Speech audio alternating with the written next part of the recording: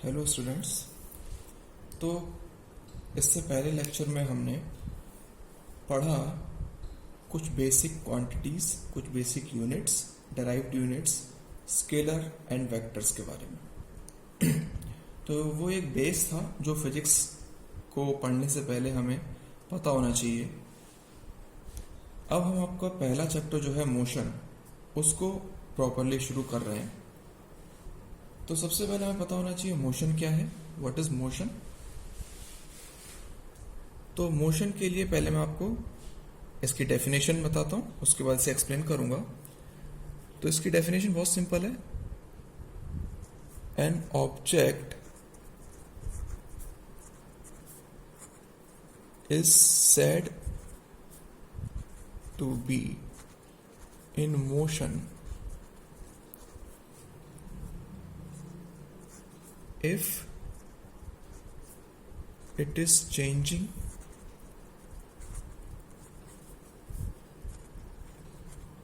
its position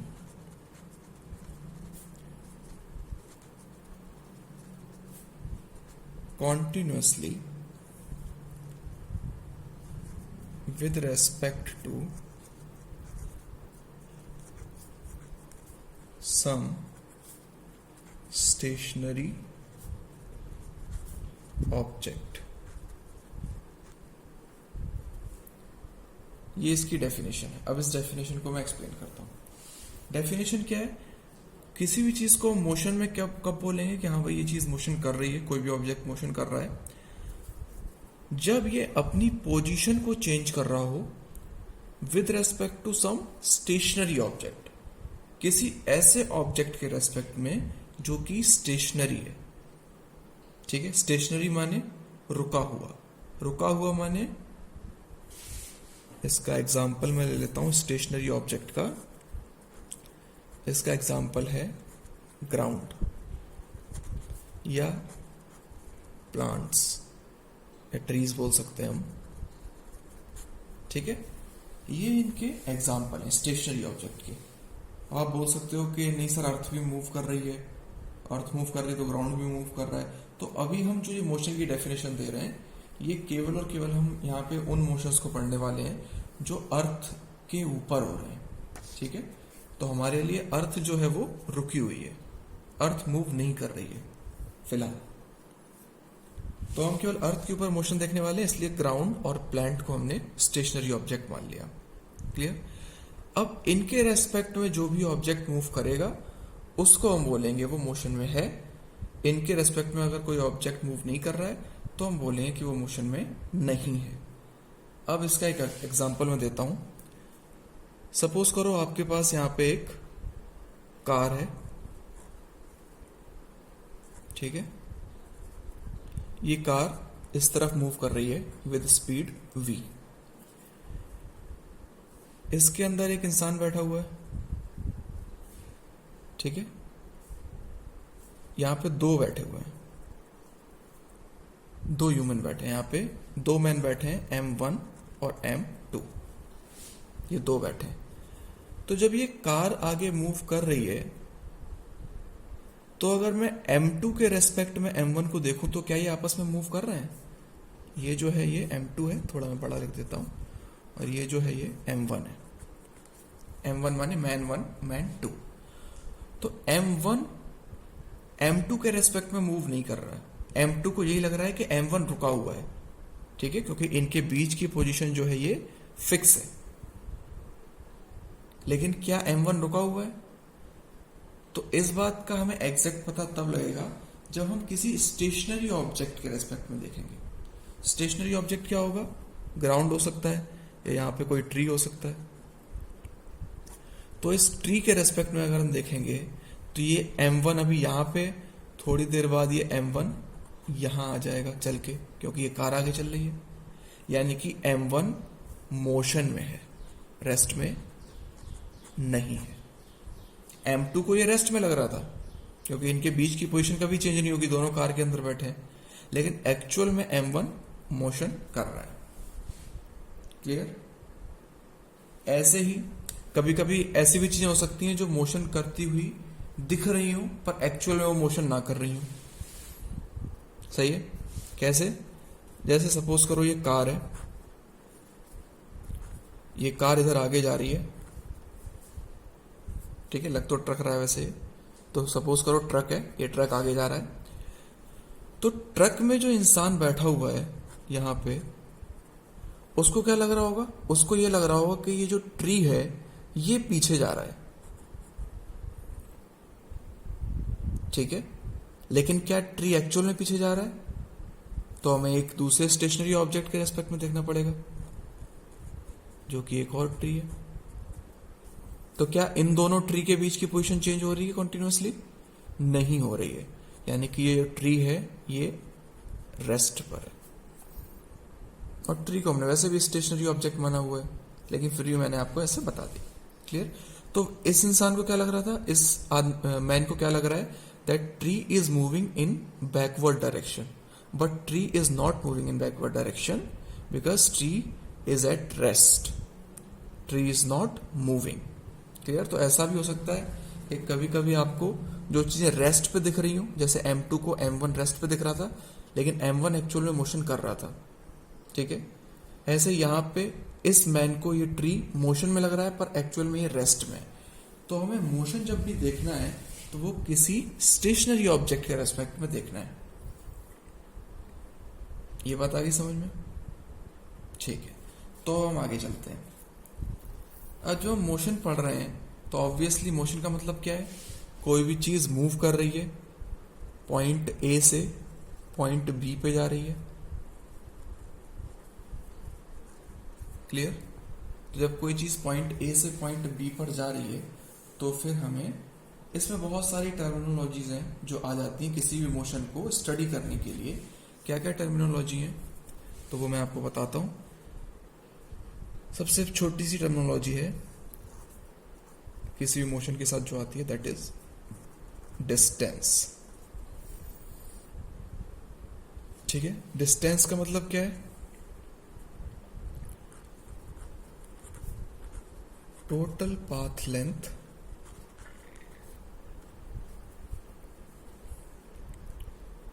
covered during a journey is known as distance। सही है। Total path length कितनी cover की? जैसे कि अगर मैं यहां से मथुरा गया, सपोज करो मैं, ये दिल्ली है, ये मथुरा है, तो दिल्ली से मथुरा गए हम, या मथुरा से दिल्ली गए, और फिर वापस दिल्ली से मथुरा आए, तो हम क्या बताते हैं कि भाई आज हमने 300 किलोमीटर की जर्नी की। तो आप क्या बता रहे होते हो एक्चुअल में? टोटल पाथ लेंथ जो आपने कवर की है एक जर्नी में। ठीक है। डिस्टेंस की जो यूनिट होती है वो मीटर होती है। क्लियर? जिसको डिस्टेंस को जो हम सिंबलाइज करते हैं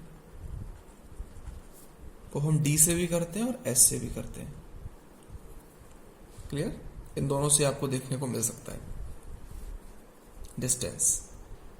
ठीक है। और क्या हुआ? ये कैसी क्वांटिटी है? स्केलर है या वेक्टर है? तो ये क्वांटिटी होती है स्केलर, क्योंकि डिस्टेंस की कोई भी डायरेक्शन नहीं होती। आप मथुरा से दिल्ली गए, दिल्ली से मथुरा वापस आ गए, आपने टोटल पाथ लेंथ बताई, कोई डायरेक्शन नहीं बताई। ठीक है। अभी डायरेक्शन का कॉन्सेप्ट नेक्स्ट टर्म में आएगा, which is displacement. Second definition क्या है? डिस्प्लेसमेंट। क्लियर है? क्या होता है भाई displacement? Displacement is the shortest path between initial and final point of a journey। ठीक है, इसको हम क्या बोलते हैं, डिस्प्लेसमेंट। जैसे इसका एग्जांपल मैं आपको देता हूं। सपोज करो मैं पॉइंट ए से स्टार्ट हुआ, पॉइंट ए से मैं गया पॉइंट बी पे, पॉइंट बी से गया पॉइंट सी पे, पॉइंट सी से गया पॉइंट डी पे, डी से गया ई, ई से गया एफ, एफ से गया जी। तो अगर मैं डिस्टेंस की बात करूं कि भाई कितनी डिस्टेंस आपने ट्रेवल की, तो आप क्या करोगे, ए बी, डिस्टेंस क्या आएगी यहां पे, डिस्टेंस आएगी A B plus B C plus C D plus D E plus E F plus F G. इन सारी लेंथ को आप ऐड करोगे तो आपको डिस्टेंस मिलेगी। लेकिन डिस्प्लेसमेंट क्या होगा पता है, डिस्प्लेसमेंट होगा केवल ए से लेके जी तक का shortest path which is a straight line, this A G. Displacement is only A G. Clear होगी बात। द शॉर्टेस्ट डिस्टेंस या फिर shortest path between the initial and final point of a journey is known as displacement. Clear है। अब displacement की कोई direction तो होगी, क्योंकि डिस्प्लेसमेंट एक पर्टिकुलर डायरेक्शन में हुआ है। ए से जी पर गया हूं, यानी कि डिस्प्लेसमेंट की डायरेक्शन क्या हो गई, from A to G. This is the direction of displacement. आगे बात समझ में। तो डिस्प्लेसमेंट भी बेसिकली है क्या, लेंथ है। तो इसकी भी यूनिट क्या होगी, यूनिट तो इसकी भी मीटर ही होगी। इसको हम सिंबलाइज कैसे करेंगे, तो इसको हम सिंबलाइज करते हैं एस के ऊपर एक वेक्टर का साइन, क्योंकि एक वेक्टर क्वांटिटी है, क्योंकि इसमें एक डायरेक्शन है। ठीक है, तो एक ऐसी क्वांटिटी हुई, एक वेक्टर क्वांटिटी। सही। अभी आपने जो 9th क्लास में पढ़ना है वो पढ़ना है only motion in a straight line. क्या पढ़ना है, motion in a straight line. Clear. तो जब हम motion in a straight line की बात करते हैं,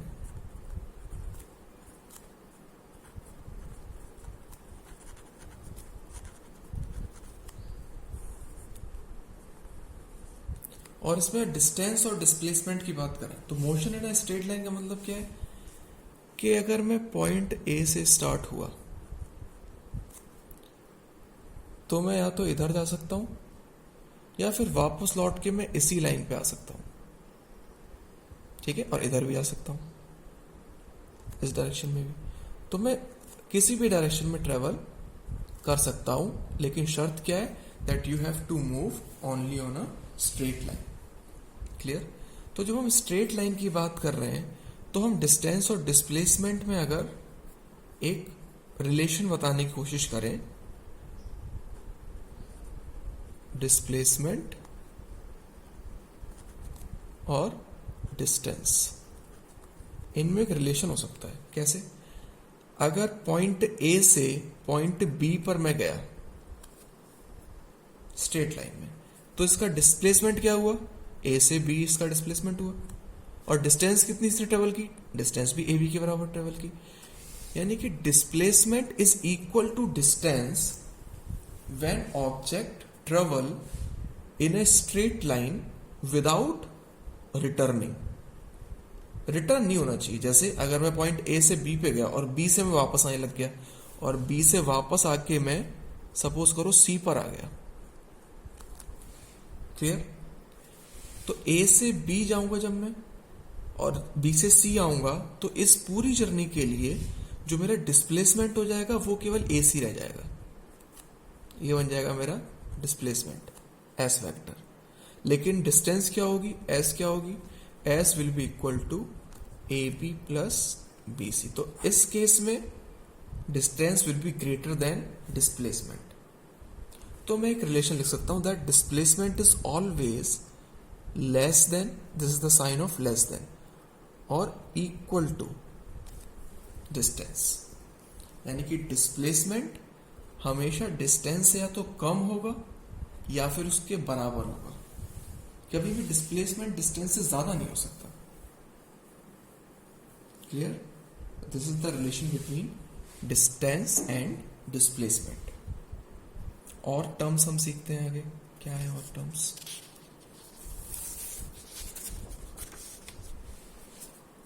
नेक्स्ट जो टर्म आता है मोशन में, जो हम स्टडी करते हैं उसमें, उस नेक्स्ट टर्म में आपका आता है speed.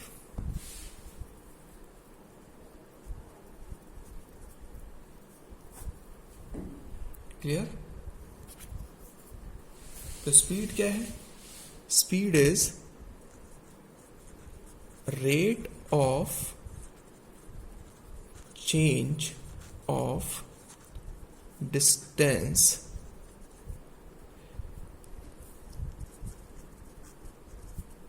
with respect to time।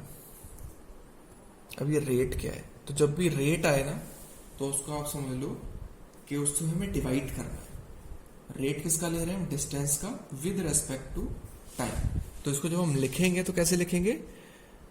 Speed को हम डिनोट करते हैं, इसका जो सिंबल है दैट इज v ओनली, और ये एक स्केलर क्वांटिटी है। और क्या है? इसकी जो यूनिट है that is metre per second. मैं जितनी भी यूनिट्स लिख रहा हूं ये इंटरनेशनल सिस्टम में जो यूज होती हैं वो यूनिट्स हैं, मीटर पर सेकेंड। क्लियर? तो बेसिकली स्पीड हुई क्या? v is equal to s upon t, है ना? ये तो आप लिखते आ रहे हो शुरू से ही। Speed is equal to distance upon time. ठीक है? अब मैंने यहां पे रेट ऑफ चेंज लिखा है। ठीक है? तो रेट ऑफ चेंज का मतलब क्या है? डिस्टेंस में कितना चेंज आया टाइम के साथ। अगर हम एक पर्टिकुलर टाइम पीरियड में देखना चाहें, जैसे कोई भी चीज मेरी पॉइंट ए से पॉइंट बी पे जा रही है,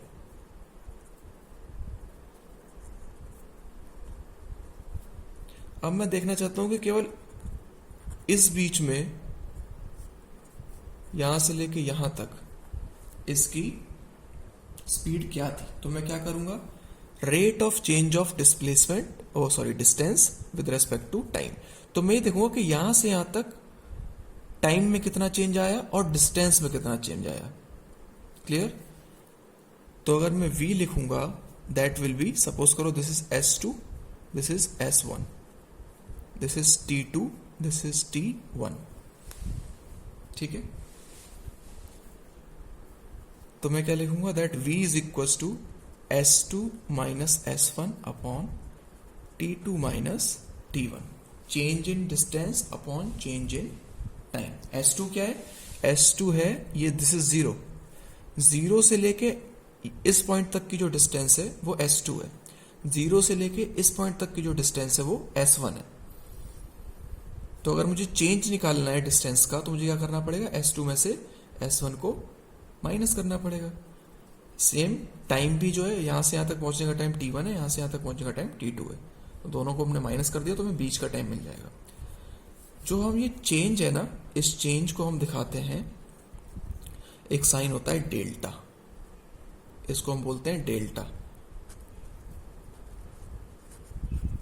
ठीक है? डेल्टा अगर किसी क्वांटिटी के आगे लग जाए तो सपोज आप उसे मान के चलेंगे कि हम उस क्वांटिटी में चेंज देख रहे हैं एक छोटा सा। Clear? Delta S over delta T. अब आपको ये डेफिनेशन आनी चाहिए। Clear?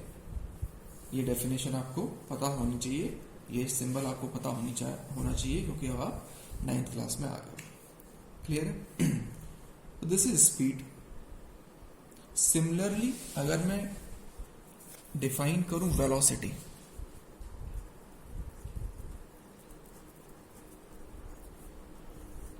now what will be the velocity? Velocity will be same definition, बस एक चेंज है, rate of change of displacement.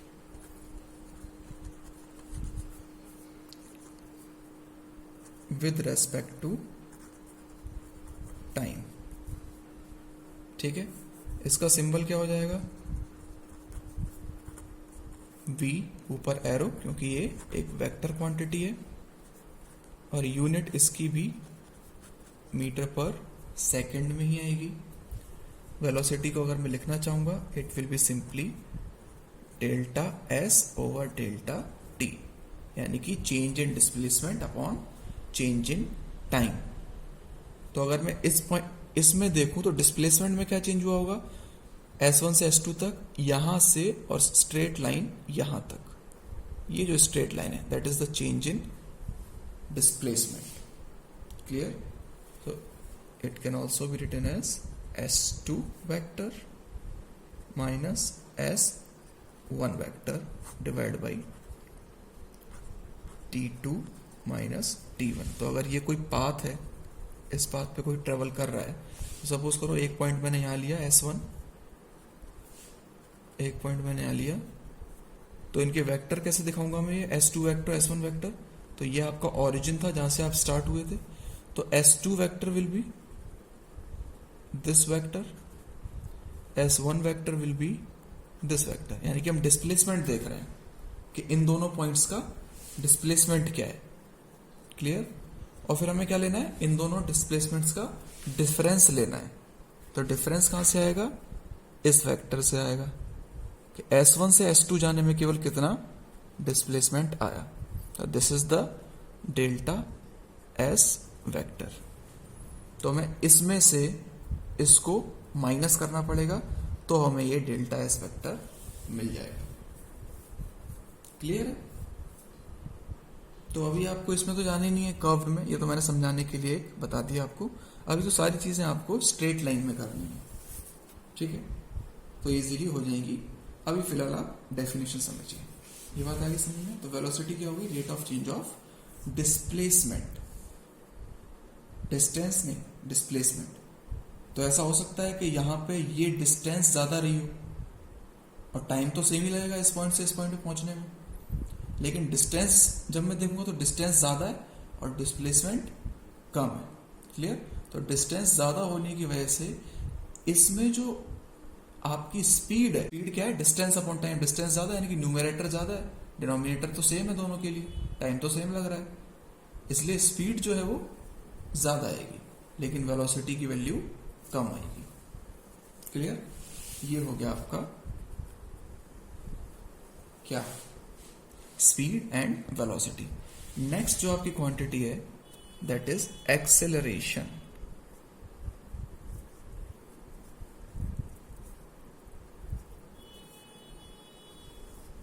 Acceleration क्या होता है? Rate of change of velocity with respect to time. Clear? What is acceleration? A is equals to delta V over delta T. Sorry, T के ऊपर arrow नहीं आएगा, delta V over delta T, या फिर मैं इसको बोल सकता हूं V2 vector minus B1 vector upon T2 minus T1। दो टाइम पे अलग अलग वेलोसिटीज अगर हमें पता हो तो हम उस टाइम के बीच में कितना एक्सेलरेशन हुआ ये कैलकुलेट कर सकते हैं। ठीक है, आगे बात समझ में। तो ये आपका क्या हो गया बेटा? ये कुछ आपकी टर्मिनोलॉजी थी जो बहुत ही फ्रीक्वेंटली यूज होने वाली है इस चैप्टर में। तो ये 5 डेफिनेशंस आपको बहुत अच्छे से आनी चाहिए, तभी आप इसमें आगे कुछ कर पाएंगे। तो इसको आप समझिए। नेक्स्ट लेक्चर में हम कुछ और डेफिनेशंस जैसे कि average velocity, average speed, average acceleration, ये सारी चीज़ें। एवरेज एक्सेलरेशन तो नहीं आएगा क्योंकि अभी आपको यूनिफॉर्म एक्सेलरेशन के बारे में ही पढ़ना है, ठीक है। तो आप लोग इन 5 डेफिनेशन को भी तैयार कीजिए। इसके बाद हम 2 डेफिनेशन और करेंगे, एवरेज स्पीड और एवरेज वेलोसिटी। फिर हम कुछ आपको इसके न्यूमेरिकल्स कराएंगे, प्रॉब्लम्स करवाएंगे, मैथमेटिकल प्रॉब्लम्स, ठीक है। उसको जब आप सॉल्व करेंगे तब आपको एक्चुअल में स्पीड, वेलोसिटी, एक्सेलरेशन का मीनिंग समझ में आएगा। क्लियर? तो आज का लेक्चर यहीं पे फिनिश करते हैं। आप चैनल को सब्सक्राइब करें ज़रूर, वीडियो को लाइक करें, और कोई अगर आपको प्रॉब्लम है तो कमेंट में मेरे साथ शेयर करें। हैव अ नाइस डे और पढ़ाई करें।